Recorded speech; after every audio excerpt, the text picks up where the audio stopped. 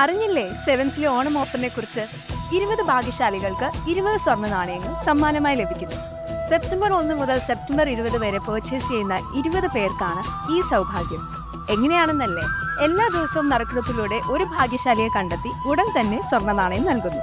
ഇനി സെവൻസിലെ മറ്റൊരുക്കങ്ങളെ കുറിച്ച് അറിയണ്ടേ? ലൈറ്റ് വെയ്റ്റ് ആഭരണങ്ങളുടെ variety design, cute diamond collection, 10 പവൻ മുതലുള്ള കല്യാണ സെറ്റിൽ തുടങ്ങിയ വിപുലമായ ഒരുക്കങ്ങളുമായി ഈ ഓണം പൊന്നോണമാക്കുവാൻ സെവൻസ് ഒരുങ്ങിക്കഴിഞ്ഞിരിക്കുന്നു.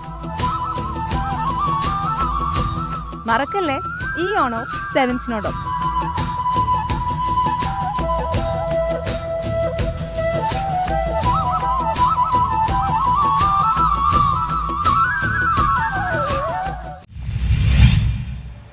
മാതാപിതാക്കൾ നഷ്ടപ്പെട്ട കുട്ടികൾക്ക് താങ്ങായി JCI തൊടുപുഴ ഗോൾഡൻ.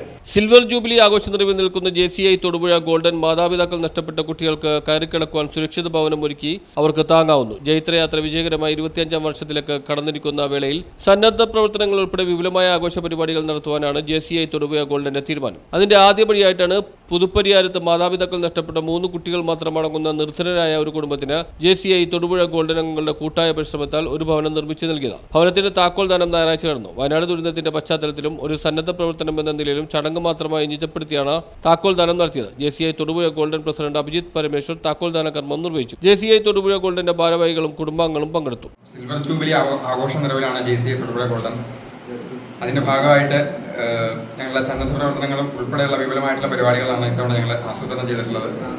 അതിന്റെ ആദ്യപടി എന്ന നിലയിൽ ഞങ്ങളുടെ ഒരു സ്വപ്ന പദ്ധതി ഇവിടെ പുതുപ്പരിയാരത്തെ 3 കുട്ടികൾ മാത്രം അടങ്ങുന്ന ഒരു കുടുംബത്തിന് ഒരു ഭവനം നിർമ്മിച്ച് നൽകുക എന്നുള്ളൊരു സത്കർമ്മം ഞങ്ങൾ ഇന്ന് പൂർത്തീകരിച്ചിരിക്കുകയാണ്. അതിന്റെ താക്കോൽദാന കർമ്മം ഇന്ന് നടന്നിരിക്കുകയാണ്. നാഷണൽ കൺസ്ട്രക്ഷൻ അയച്ചേട്ടനാണ് ഞങ്ങൾക്ക് എല്ലാ സഹായം ചെയ്ത് നല്ല രീതിയിൽ ഭവനം പണി കഴിപ്പിച്ചു തന്നത്. എല്ലാ അംഗങ്ങളുടെയും കൂട്ടായ സഹകരണത്തോടെ ആണ് പണി കഴിപ്പിച്ചത്. ഇതിലെത്തിച്ചേർന്ന എല്ലാവർക്കും നന്ദി അറിയിക്കുന്നു. ഇനിയും ഒരുപാട് പ്രവർത്തനങ്ങൾ ഞങ്ങളുടെ ഭാഗത്ത് കാഴ്ചവെക്കാൻ ദൈവം അനുഗ്രഹിക്കട്ടെ. News bureau Thodupuzha.